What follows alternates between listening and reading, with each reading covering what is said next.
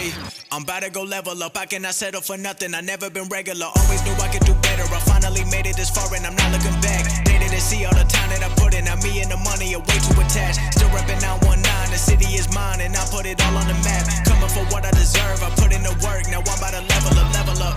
Been on my grind since 2013, now the way that I live, I feel like a king. 24 hours, I'm locked in, I'm feeling like Kobe, getting these rings. Do what I want when I want, ain't got nobody telling me shit. Still got a whole lot of weight on my shoulders, getting my reps up, hitting that gym. I've been feeling like I'm underrated, but day to day I've been chasing